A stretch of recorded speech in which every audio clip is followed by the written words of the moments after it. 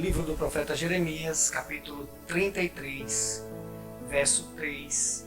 Diz assim a palavra de Deus: Clama a mim e responder-te-ei, e anunciar-te-ei coisas grandes e firmes que não sabes. Vamos todos juntos? Clama a mim e responder-te-ei, e anunciar-te-ei coisas grandes e firmes que não sabes. Amém? Meus irmãos, como é bom olhar para esse texto que nós acabamos de ler e poder descansar em tão rica e tão confortante promessa. E a promessa que nós podemos descansar nessa noite é a de que seremos ouvidos se nós clamarmos. Se nós levantarmos um clamor, nós temos a certeza de que seremos ouvidos. E ser ouvido é algo muito confortante, é algo muito terapêutico para nós, como pessoa. Ser ouvido faz muito bem à mente, ser ouvido faz muito bem ao coração, ser ouvido alivia dores e abranda sofrimentos. Quando você está muito angustiado, quando você está passando por uma fase muito difícil de sua vida, quando você desabafa com alguém e você tem a certeza de que aquela pessoa lhe ouviu, esse simples fato faz um bem, e você se sente mais aliviado, você se sente de fato ouvido, e isso faz bem para a nossa saúde mental. Quantos relacionamentos não sucumbem simplesmente pela falta de diálogo, simplesmente por não ter um diálogo sadio, onde ambos falam e ambos são ouvidos e ambos se escutam. Muitos relacionamentos. Quantos pais não ouvem seus filhos? Quantos filhos não ouvem seus pais? Quantos casais vivem juntos, mas simplesmente não se ouvem? Vivem num silêncio absoluto pela falta de diálogo, de um diálogo sadio. E o texto que nós acabamos de ler, ele fala exatamente disso, ou fala exatamente isso. Ele registra o amor de um Deus poderoso e o amor de um Deus soberano para com um povo teimoso e simplesmente obstinado em não ouvi-lo. Deus falou e continua falando, mas o povo é um povo teimoso, um povo simplesmente obstinado em não querer ouvir ao Senhor. E o pano de fundo desse texto, meus irmãos, é exatamente isso que eu falo. É um povo rebelde que, a despeito de todas as maravilhas que Deus fez por eles, eles insistem na sua idolatria, eles insistem em manter-se rebeldes contra o Senhor. Um povo que, mesmo amado e escolhido, desprezava o seu Deus e a sua palavra. Um povo que não conseguia enxergar as causas de seu sofrimento. Eles não viam o porquê de estarem sendo tão perseguidos e simplesmente não entendiam e não conseguiam reconhecer a causa desse sofrimento. Um povo que amava o falso em detrimento da verdade. Um povo que era conhecido como povo de Deus, mas rejeitava o Deus do povo. Eles simplesmente não consideravam mais esse Deus que havia feito maravilhas no tempo de seus pais e dos seus antepassados, um Deus que havia feito maravilhas no deserto. Eles simplesmente ignoravam todas essas coisas. E no meio dessa crise de relacionamento entre esse Deus e o seu povo, Deus envia para o povo, ou do meio do povo, um homem. E era um homem jovem. E o nome desse homem era Jeremias. Ele era um camponês de família muito humilde. Ele era um homem amável, temente a Deus e temente a sua palavra. Jeremias entrou para a história como sendo o profeta chorão. Ele assim ficou conhecido devido às suas lamentações e devido também, não por ele ter uma natureza fraca, ser um homem fraco, sem forças, né, ou de personalidade fraca, mas ele era chorão porque ele amava a Deus e amava o seu povo também. E ele, quando contemplava a situação em que aquele povo estava, ele por ter tanto amor pelo Deus e pelo povo, ele simplesmente chorava. Simplesmente ficava angustiado por aquela situação. E o seu discurso, o discurso do profeta Jeremias e a sua mensagem era dura. Era uma mensagem realmente muito dura, e tão dura que incomodava a elite religiosa e mexia nas feridas de um povo adormecido e totalmente alheio à palavra de Deus. Quando Jeremias abria a boca, a mensagem que ele falava era uma mensagem que incomodava, era uma mensagem que fazia mal, era uma mensagem que o povo não queria ouvir e não suportava ouvir. Ele era de linhagem sacerdotal e também da linhagem de um sacerdote chamado Itamar, desde muito anterior aos seus pais. E alguns historiadores atribuem a Jeremias a autoria dos livros de reis que nós temos no Antigo Testamento. Entretanto, apesar da sua linhagem e apesar da sua sabedoria, ele não foi um homem amado pelo povo. Ele não era respeitado pelo povo, ele não era considerado pelo povo, a despeito de qualquer linhagem que tivesse ou a despeito de qualquer sabedoria que demonstrasse ter. Simplesmente o povo não gostava do que ele falava, e por não gostar do que ele falava, não gostavam dele também. Entretanto, meus irmãos, a sua mensagem não era ouvida pelo povo, mas era amada e ouvida pelo próprio Deus. E por não ser ouvida pelo povo, ela também não era uma mensagem compreendida, porque a gente não pode compreender aquilo que nós não ouvimos. Para que haja compreensão, é preciso que você ouça o que está sendo dito. O livro de Apocalipse, ele é muito enfático quando, entre as suas profecias, ele fala: aquele que tem ouvidos, ouça. E é necessário a audição para que você tenha assim uma compreensão exata do que está sendo dito.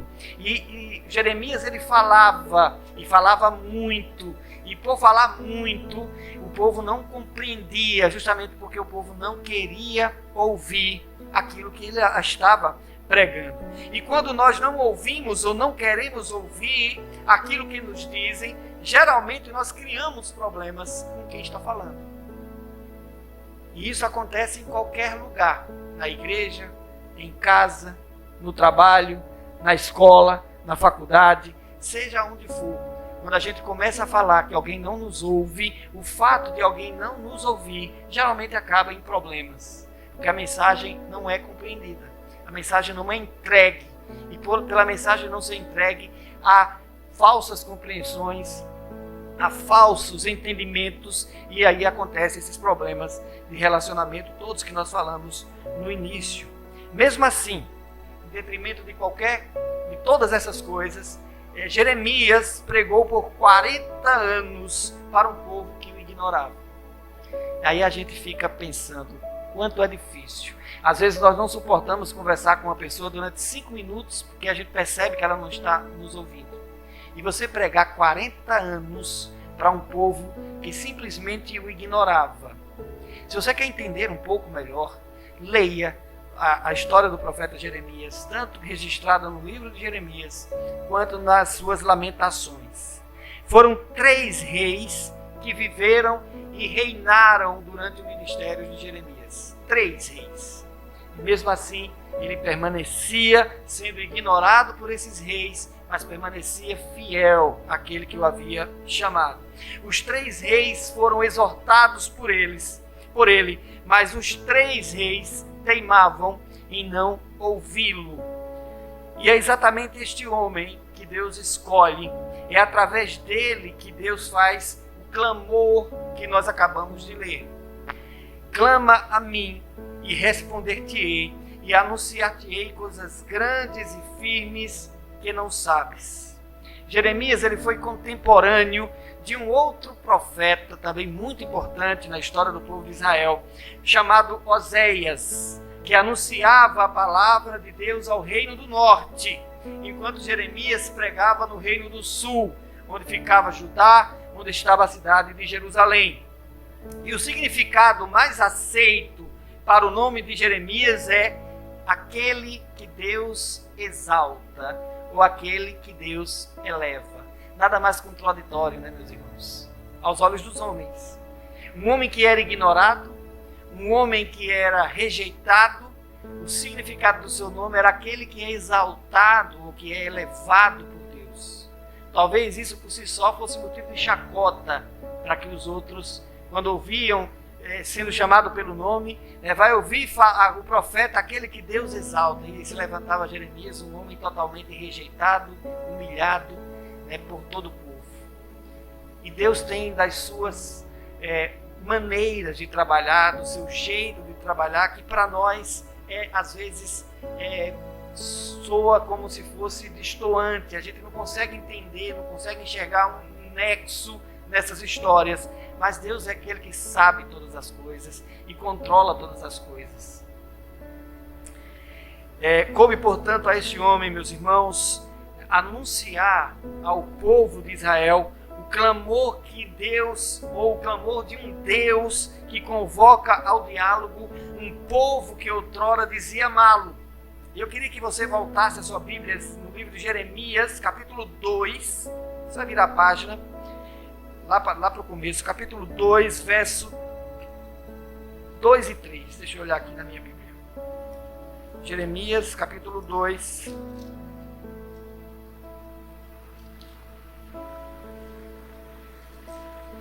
Versos 2 e 3. Cadê?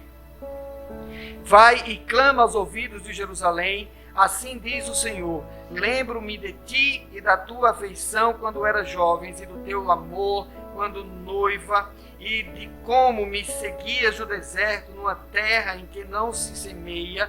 Então Israel era consagrado ao Senhor, e eram as primícias da sua colheita. Todos os que o devoravam se faziam culpados, o mal vinha sobre eles, diz o Senhor. Aqui nesse texto que nós acabamos de ler, a gente vê o quanto Deus cuidava desse povo que agora o ignorava. E após ele relembrar ao povo os tempos áureos, o profeta fazer isso, ele agora mostra o apelo desse Deus para esse mesmo povo que agia agora de forma totalmente rebelde diante do Senhor. Ele lembra o tempo da comunhão que esse povo tinha com Deus, no versículo 2, do texto que acabamos de ler. Ele lembra do tempo em que era um povo consagrado ao Senhor, no verso 3. Ele relembra o tempo em que o próprio Deus zelava pela vida deles, quando ele diz: aqueles a quem desejavam mal a você, esses o mal vinha sobre ele. E outra versão vai dizer: aqueles que declaravam guerra contra vocês, a própria guerra os matava. E era esse cuidado que Deus tinha com este povo. Era esses milagres que esse povo presenciava. Porém, este mesmo povo, de uma forma obstinada, desejosa, vinda do seu próprio coração, eles agora se rebelavam, demonstravam uma impiedade, demonstravam uma transgressão plena e consciente da palavra de Deus e uma revolta contra esse próprio Deus. Esse mesmo povo, de maneira ingrata, de maneira desrespeitosa, abandona ao Senhor. Não havia mais diálogo desse povo com o seu Deus. E o mais interessante, meus irmãos, para complicar ainda mais a história, os sacerdotes, que eram aqueles que deveriam zelar pela palavra, eles se tornaram omissos. Os mestres da palavra se tornaram-se ímpios. Os pastores tornaram-se aproveitadores. E os profetas que vinham e surgiam do meio desse povo se tornaram apóstatas e mentirosos. E aí, se a gente olha para esse quadro e a gente traz isso para os nossos dias de hoje, não é mera coincidência. Não é mera coincidência. nós estamos vivendo exatamente um tempo semelhante, onde pastores escandalizam, homens religiosos, em nome de um cristianismo, tornam essa palavra ou esse Cristo que se dizem seguir motivo de vergonha. A palavra pastor já não tem mais tanto respeito devido a esses escândalos, devido a estas coisas que tanto nos atingem e que tanto envergonham o Evangelho. Porém, quando a gente olha para a Bíblia, a gente vê que isso é necessário que aconteça. É necessário que esses escândalos venham, porque assim está dito pelo Senhor na sua palavra. E este povo, meus irmãos, ele tornou-se mais infiel do que os pagãos. Eles conseguiam pecar muito mais do que aqueles que eram politeístas, que adoravam Deus para tudo quanto era lugar. Tinha Deus para a planta, tinha Deus para a água, tinha Deus para o sol, tinha Deus para a lua, tinha Deus para a agricultura, tinha Deus para o trabalho, tinha Deus para tudo. E mesmo assim, esse povo, que era considerado o povo de Deus, se tornou mais infiel do que estes povos pagãos. Isso se encontra no versículo 10 e 11 do capítulo 2, que nós acabamos de ler. Vamos ler aqui o verso 10 e o verso 11. Diz assim: apesar de tudo isso, não voltou de todo o coração para mim a sua falsa irmã Judá, aonde Jeremias pregava, mas fingidamente, diz o Senhor. Era um povo que tentava burlar um relacionamento com Deus, como se conseguisse fazer isso com o próprio Deus. Ele demonstrava uma santidade, eles demonstravam uma aparência de santidade, numa intenção de tentar enganar Deus. E no verso 11 diz: disse o Senhor, já a pérfida Israel se mostrou mais justa do que a falsa Judá. Meus irmãos, a gente consegue ver que o povo, quando se distancia do Senhor, faz com que os seus pecados se tornem muito mais volumosos do que aqueles que declaradamente não assumem nenhum relacionamento com esse Deus. A palavra de Deus, através do profeta Jeremias no Reino do Sul e a de Oséias no Reino do Norte, ela era rejeitada. E Oséias foi outro que, como nós dissemos atualmente, comeu o pão que o diabo amassou. Ele sofreu bastante. E eles falavam para o vento, eram tidos como loucos e sua fala incomodava. Ninguém suportava ouvi-los, porque eles pregavam a palavra de Deus. E a pessoa que não tem relacionamento ativo com Deus não suporta ouvir a palavra de Deus. Ela traz irritação aos ouvidos, ela traz culpa ao coração. Aquele que é de Deus ouve a palavra de Deus, é assim que está escrito na Bíblia. E eles falavam, meus irmãos, e falavam, e mesmo assim o povo continuava obstinadamente, teimosamente, não querendo ouvi-los. Jeremias ainda assim anunciava ao povo, como se ele invocasse ao Senhor, ele seria ouvido. Era essa a mensagem de Jeremias: invoquem ao Senhor, clamem a esse Deus para que vocês sejam ouvidos por Ele. Ele mostrava o exemplo de Israel, que já havia ou estava prestes a ser levada em cativeiro. Se eles ouvissem e clamassem, diz o texto que nós escolhemos para reflexão, as coisas ocultas seriam a eles reveladas. Eles não seriam pegos de surpresa, como acabou sendo com o povo de Israel, no Reino do Norte, onde a Babilônia entrou e levou todo o povo cativo, tornando-se então aquele povo que antes era poderoso, devido ao poder do seu Deus. Aquele povo se tornou vergonha, se tornou opróbrio deles próprios e do próprio Deus. E com isso a gente aprende que um povo que não ouve a Deus é como um barco à deriva, carregado, conduzido ao sabor dos ventos. E aí eu trago para a nossa vida um homem que não consegue falar ou que não ouve a Deus é como um barco à deriva ao sabor dos ventos. Uma casa ou uma família que não ouve a Deus é como um barco no oceano ao sabor dos ventos. Um casamento onde Deus não é ouvido é como um barco à deriva, solto no mar, ao sabor dos ventos. Uma outra verdade que nós podemos extrair desse texto é que um povo que não clama e não escuta a Deus, eles são surpreendidos pelos planos poderosos desse mesmo Deus que é poderoso, onipotente e soberano. E com isso a gente aprende que a agenda de Deus não está submetida ao nosso clamor. Se nós clamarmos, é bem provável que nós sejamos ouvidos. Mas se nós não clamarmos, os planos de Deus serão feitos independente do nosso clamor.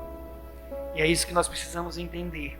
Deus, ele não abre seta para pedir passagem. Deus atropela o povo porque ele é soberano. Deus é onipotente. Ele está... a sua atitude na história não depende da sua vontade. Deus não está no céu sujeito ou esperando lá de bom grado que você se ajoelhe, ore e clame. Fazendo isso ou não, os seus planos, os seus propósitos serão cumpridos na terra. Mas é preferível que você coloque o joelho no chão, que você clame. E é exatamente isso que o próprio Deus diz através do profeta.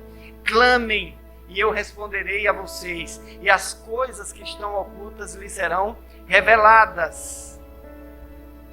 E mais uma nós podemos entender desse texto. O clama a mim, quando ele diz clama a mim e responder-te-ei. Esse clama a mim de Deus é uma convocação para a oração. Como é que o crente clama?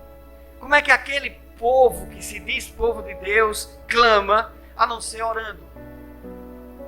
Nós precisamos orar. E é essa a convocação de Deus. Um povo que ora, um casal que ora, serão ouvidos. E as coisas ocultas e espetaculares que lhes são ocultas, elas lhes serão reveladas. E o que é isso, meu irmão? Não tem nada de místico aqui. Que coisas ocultas são essas? São as orações respondidas. Aquilo que nós pedimos a Deus, que nós não vemos, nós clamamos e pedimos a esse Deus, e estas coisas serão reveladas. Ou seja, você verá com seus próprios olhos a sua oração sendo respondida. E aquilo que estava oculto, agora lhe é revelado, é trazido à tona. Ou seja, a oração traz a nós a vontade de Deus, e o resultado dessa oração é a glória de um Deus onipotente sendo revelada àquele que ora e que clama. É isso que nós entendemos. Nós não seremos surpreendidos por essa vontade soberana, por esses propósitos soberanos e eternos desse Deus. Quando nós clamamos, quando nós conversamos e dialogamos com Deus, nós não seremos pegos de surpresa. Quem tem ouvidos, ouça o que o Espírito diz às igrejas. Se você tem relacionamento com esse Deus, você não será pego de surpresa. Mesmo assim, esse próprio Deus convocando esse povo, mesmo assim o povo permanece surdo, rejeitando a mensagem do profeta, que era um homem temente a Deus, era um homem amável, que chorava pelo povo diante de Deus. E a tradição vai nos informar que esse mesmo profeta foi levado ao Egito, e lá ele foi apedrejado e morto, justamente pela sua mensagem, justamente por aquilo que ele dizia. E a história passa, os anos se passam, e Deus não desiste de se comunicar com esse povo a quem ele ama. Não desiste de se comunicar com esse povo que leva, que carrega o seu nome. Por esse povo pelo qual ele havia empenhado a sua própria palavra, a sua própria promessa que fez lá aos pais antigos, Abraão, Isaque, Jacó e a Davi também. Então Deus não desistiu desse povo.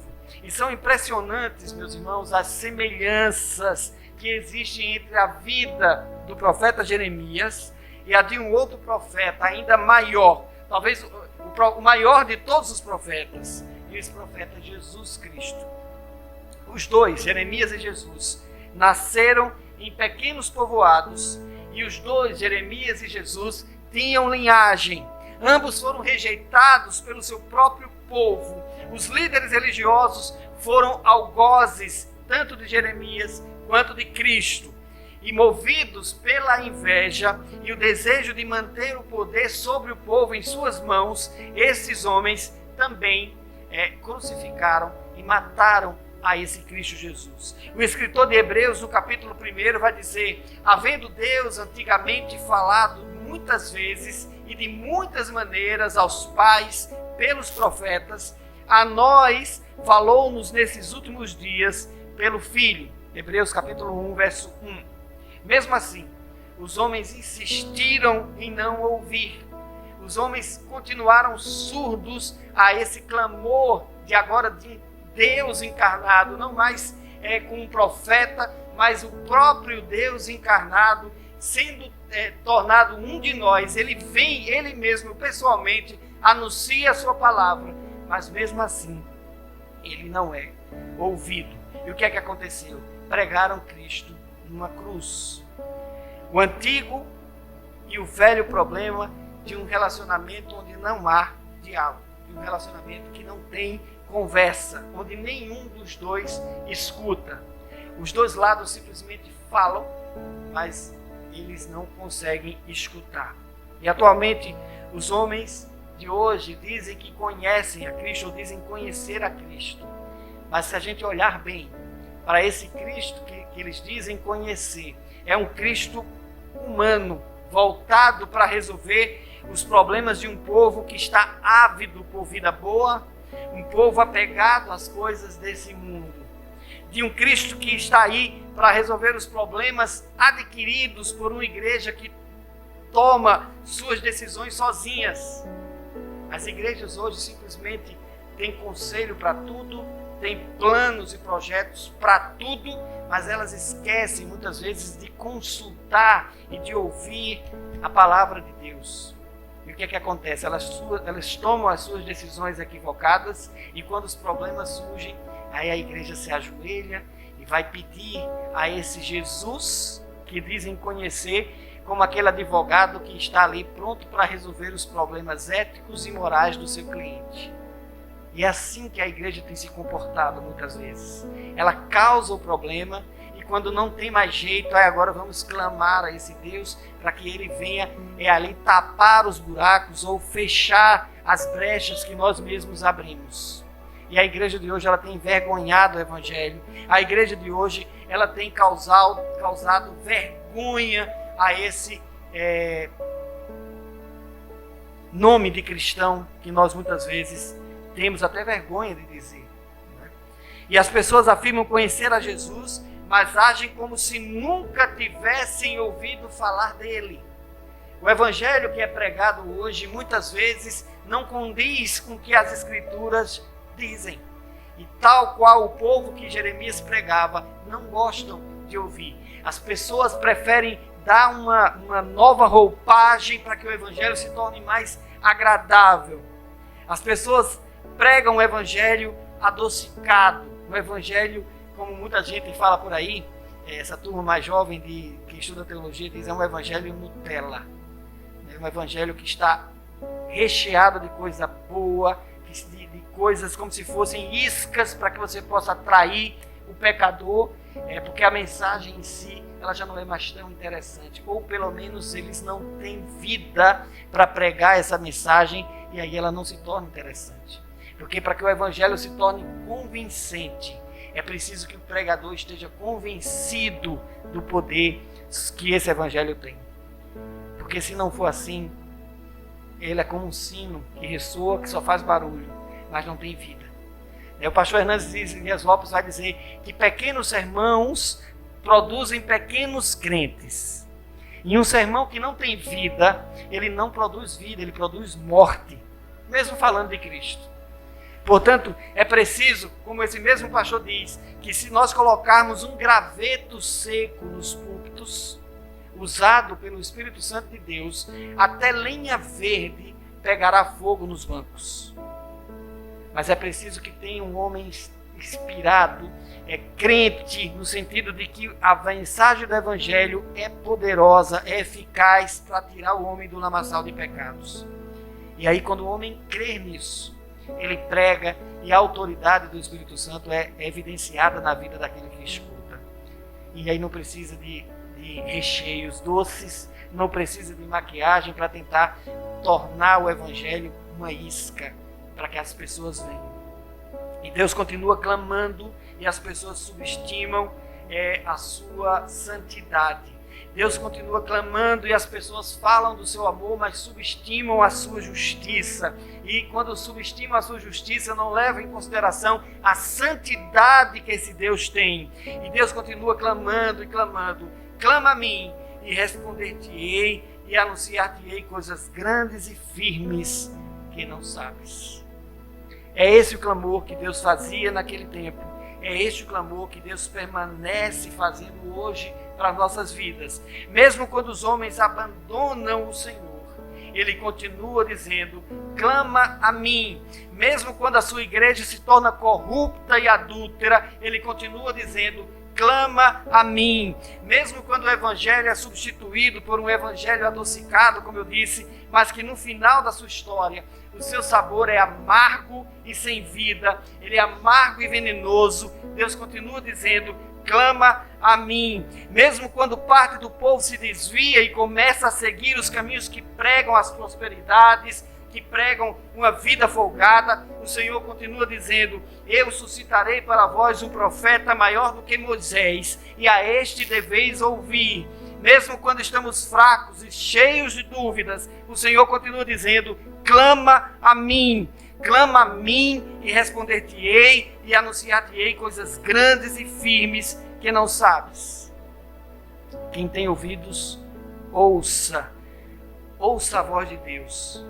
Volte para casa, volte a falar com Deus, desenvolva ou refaça na sua vida o hábito de orar com Deus, o hábito de entrar no seu quarto, fechar sua porta e conversar diretamente com Deus, como você conversa com alguém, porque você certamente será ouvido, porque você certamente será respondido. Abra a sua Bíblia, deixe com que Deus fale com você, para que esse Espírito Santo que está na sua vida, ele possa confrontar o seu próprio espírito e adequá-lo a essa vontade, e assim você estará num relacionamento de mão dupla, onde Deus fala, você ouve, e onde você clama e Deus responde. Deus abençoe a tua família, Deus abençoe a tua casa, Deus abençoe a tua vida, em nome de Jesus. E continue clamando, que eu tenho certeza que Deus anunciará as coisas grandes e ocultas e firmes que Ele tem guardada com Ele. Deus, pois, nos abençoe, em nome de Jesus.